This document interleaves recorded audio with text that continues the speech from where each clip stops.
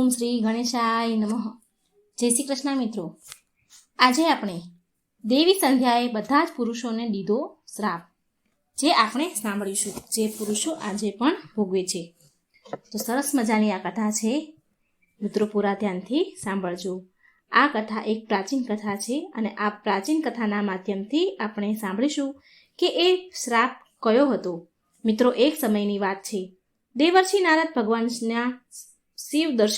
ભગવાનના દર્શનની ઈચ્છાથી કૈલાસ પર્વત પર આવ્યા. દેવર્ષિ નારદને જોઈને ભગવાન શિવ ખૂબ ખુશ થયા અને કહે છે કે આજે કયા કારણથી તમારે કૈલાસ પર આવવાનું થયું નારદજી? અવશ્ય પ્રભુએ કોઈ લીલા રચી હશે, જેનો ભાગ બનીને તમે અહીં આવ્યા છો. નારદજી બોલ્યા, હે ભોળાનાથ, તમે તો સંસારના કણ કણમાં વાસ કરો છો. ભલા તમારાથી કઈ વાત છુપાઈ શકે ખરી? હે પ્રભુ, મારા મનમાં તમારા દર્શન કરવાની ઈચ્છા થઈ તો હું આવી ગયો, અને આજે મારા મનમાં એક શંકા છે, તેનું સમાધાન કરવાના ઉદ્દેશથી તમારી પાસે આવ્યો છું. કૃપા કરી તમે મારી આ શંકાનું સમાધાન કરો.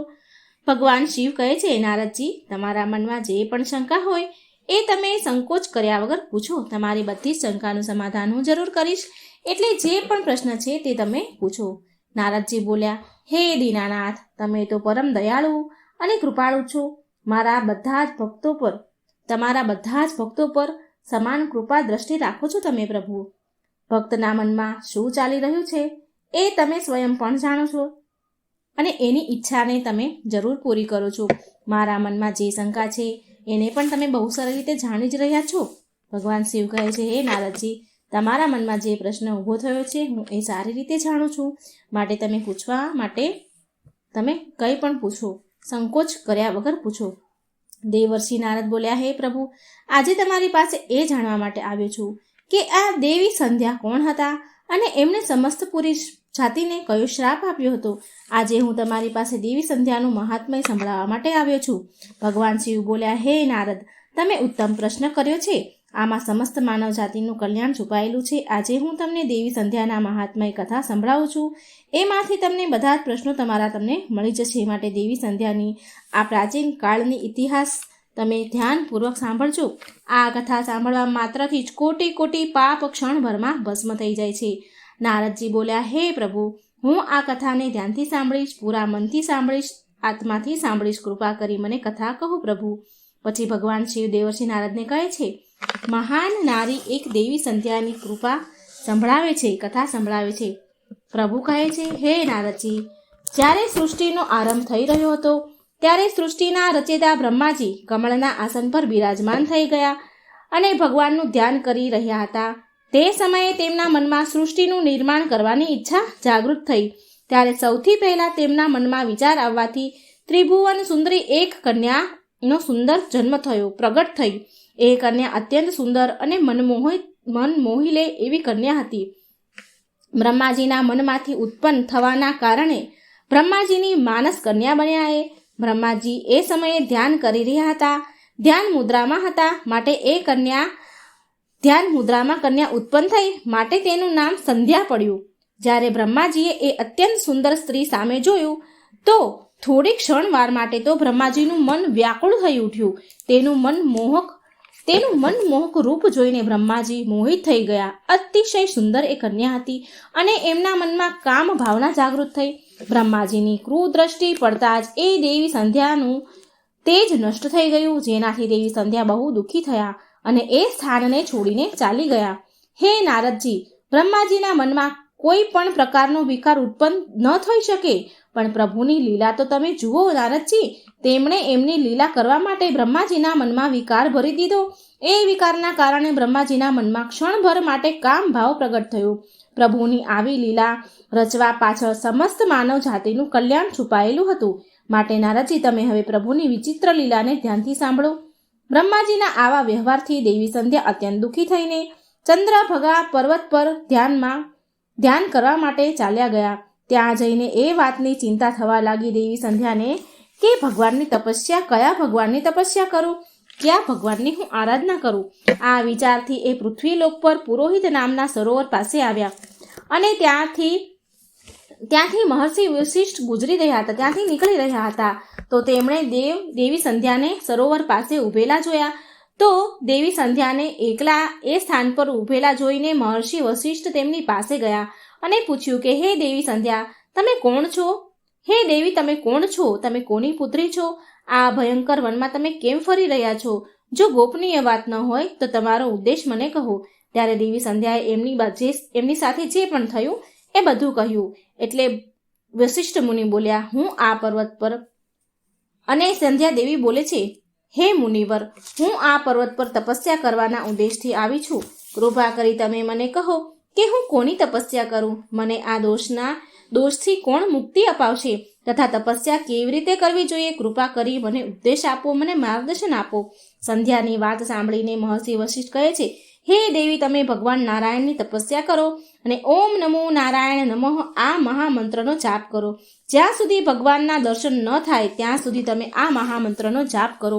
સ્વચ્છ વસ્ત્ર પહેરીને ઉત્સાહની સાથે આ નિયમનું પાલન કરો. મૌન ધારણ કરીને ભગવાનના નામનો જાપ કરો. તમારી તપસ્યાથી પ્રસન્ન થઈને ભગવાન વિષ્ણુ તમને જરૂર દર્શન આપશે. આ પ્રકારે મહર્ષિ વશિષ્ઠ દેવી સંધ્યાને ઉપદેશ આપીને ત્યાંથી ચાલ્યા ગયા. દેવી સંધ્યાને હવે તપસ્યાનો માર્ગ મળી ગયો. તેની ખુશીનો હવે પાર ન રહ્યો. બહુ આનંદ સાથે શ્રી હરિની તપસ્યા કરવા લાગ્યા. એ મહર્ષિ વશિષ્ઠના બતાવ્યા પ્રમાણે નિયમોના પાલન સાવધાનીપૂર્વક કરવા લાગ્યા. આ પ્રકારે બધા જ નિયમના પાલન કરીને દેવી સંધ્યાએ 4 યુગો સુધી તપસ્યા કરી અને તેમની તપસ્યા અને ભગવાન પ્રત્યે શ્રદ્ધા જોઈને બધા જ દેવતાઓ બહુ આશ્ચર્ય પામ્યા. ભગવાન વિષ્ણુ પણ દેવી સંધ્યાની તપસ્યાથી બહુ પ્રસન્ન થયા અને પછી મનોહર ચતુર્ભુજ રૂપ ધારણ કરી તેમની સામે પ્રગટ થયા અને બોલ્યા. દેવી સંધ્યાને કહે છે, આંખો ખોલો દેવી, હું તમારી તપસ્યાથી અત્યંત પ્રસન્ન છું. ભગવાન વિષ્ણુને જોઈને દેવી સંધ્યા તો સ્તબ્ધ થઈ ગયા. દેવી સંધ્યા તો ઊભા થયા અને ભગવાનનું એ રૂપ સેંકડો સૂર્યના તેજ સમાન દેખાતું હતું. ભગવાનનું આવું રૂપ જોઈને દેવી સંધ્યા સ્તબ્ધ થઈ ગયા. એમને સમજાઈ નહોતું રહ્યું કે તે શું કરે અને શું કહે. એમના મનમાં ભગવાનની સ્તુતિ કરવાની અભિલાષા તો થઈ, પરંતુ એ ભગવાનનું આ રૂપ જોઈને કંઈ બોલી શકતા ન હતા. પછી ભગવાન વિષ્ણુએ દેવી સંધ્યાની મનોદશા જાણી લીધી અને તેમને દિવ્ય જ્ઞાન, દિવ્ય દ્રષ્ટિ તથા દિવ્ય વાણી પ્રદાન કરી. પછી દેવી સંધ્યા બહુ પ્રસન્નતાથી ભગવાન વિષ્ણુની સ્તુતિ કરવા લાગ્યા. તેમના એક વેણમાં શબ્દમાં તેમની ભક્તિ અને સમર્પણ દેખાઈ રહ્યું હતું. તપસ્યાના કારણે સંધ્યા દેવીનું શરીર એકદમ ક્ષીણ અને નબળું દુર્બળ પડી ગયું હતું. ત્યારે ભગવાને તેમની અમૃતમય દ્રષ્ટિ નાખી તેમના શરીરને સ્વસ્થ સુંદર બનાવી દીધું અને મધુર વચનમાં પ્રભુ ભગવાન વિષ્ણુ બોલ્યા, હે દેવી સંધ્યા, તમારી તપસ્યાથી હું બહુ પ્રસન્ન છું. તમે તમારી ઈચ્છા અનુસાર વર માંગો. પછી દેવી સંધ્યા કહે છે, હે પ્રભુ, જો તમે મારા પર પ્રસન્ન છો અને મને વરદાન આપવા માંગો છો તો હું એ વરદાન માંગુ છું કે સંસારમાં જેટલા પણ પ્રાણી છે તેને પેદા થતાં જ તેમના મનમાં કામનો વિકાર ઉત્પન્ન ન થાય. બીજું મારું વરદાન માંગુ છું હું કે મારું પતિવ્રતા ધર્મ ક્યારેય ખંડિત ન થાય. અને હું ત્રીજું વરદાન એ માંગુ છું કે મારા પતિ સિવાય મારા મનમાં બીજા કોઈ પુરુષ પ્રત્યે આસક્તિ ન જાગે. પુરુષ મને જો કામ ભાવથી જુએ તો એ પુરુષ નપુંસક થઈ જાય.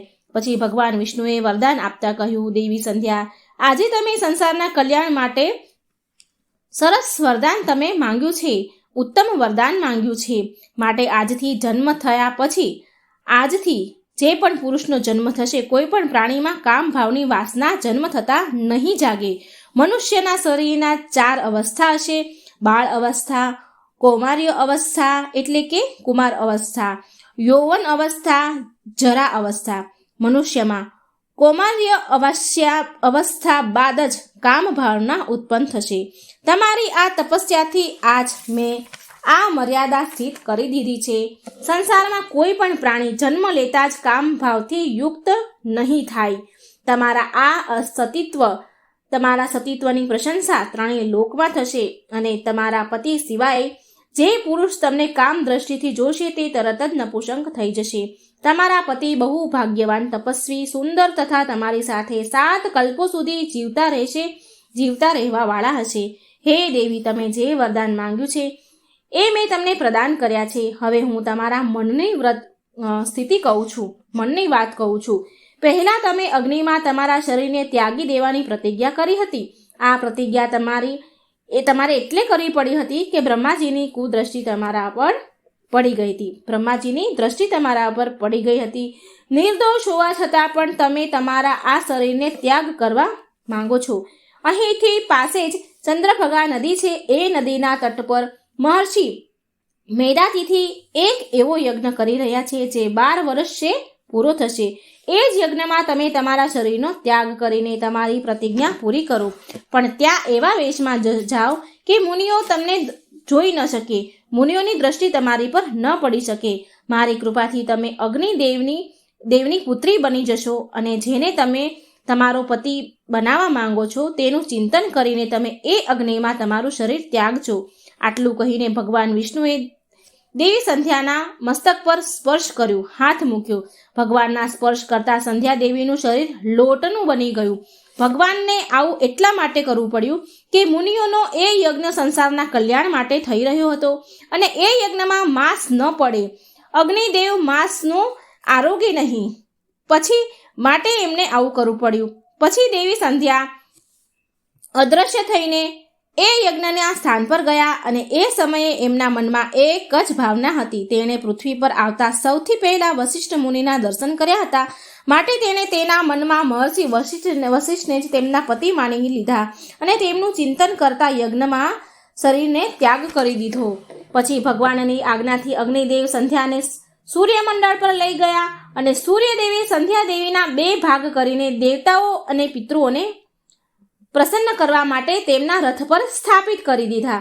તેમના શરીરનો ઉપરનો ભાગ પ્રાતઃકાળ એટલે વહેલી સવારનો સમય એ પ્રાતઃકાળ બન્યો અને બાકીનો જે બીજો ભાગ હતો તે સંધ્યાકાળ બન્યો. દેવી સંધ્યાના કારણે સવારના સમયને પ્રાતઃકાળ કહેવાય છે અને સૂર્યાસ્તના સમયને સંધ્યાકાળ કહેવાય છે. આ પ્રકારે દેવી સંધ્યા જે ત્યાગની મૂર્તિ હતી તેણે અગ્નિમાં પ્રવેશ કરીને તેના જીવનને સમાપ્ત કરી દીધું. ભગવાન વિષ્ણુના વરદાનથી દેવી સંધ્યા બીજા જન્મમાં અરુંધતીના રૂપમાં પ્રગટ થયા અને મહર્ષિ વશિષ્ઠના પત્ની બન્યા.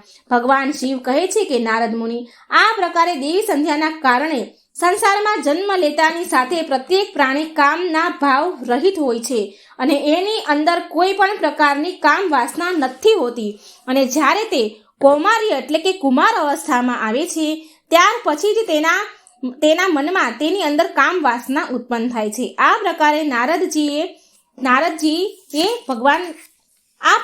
નારદજીને ભગવાન શિવે સંધ્યા દેવીનું મહત્વ સંભળાવ્યું, સંધ્યાના જીવનનું ચરિત્ર સંભળાવ્યું. નારદજી બોલ્યા, હે પ્રભુ, તમે દેવી સંધ્યાના ચરિત્રને સંભળાવીને મારા ઉપર બહુ ઉપકાર કર્યો છે. દેવી સંધ્યાની કથા સાંભળીને હું ધન્ય થઈ ગયો છું. તમારા કોટી કોટી ધન્યવાદ પ્રભુ. હે પ્રભુ, હું હવે આ કથાનો 3 લોકમાં પ્રચાર કરીશ. તો મિત્રો, આપણે સંધ્યાકાળ અને સવારના પ્રાતઃકાળની સરસ મજાની કથા સાંભળી. જો મિત્રો આ વાર્તા તમને સારી લાગી હોય તો મારી ચેનલને લાઇક કરજો, શેર કરજો અને મારા ચેનલને સબસ્ક્રાઈબ જરૂર કરજો. જય શ્રી કૃષ્ણ. રાધે રાધે. થેન્ક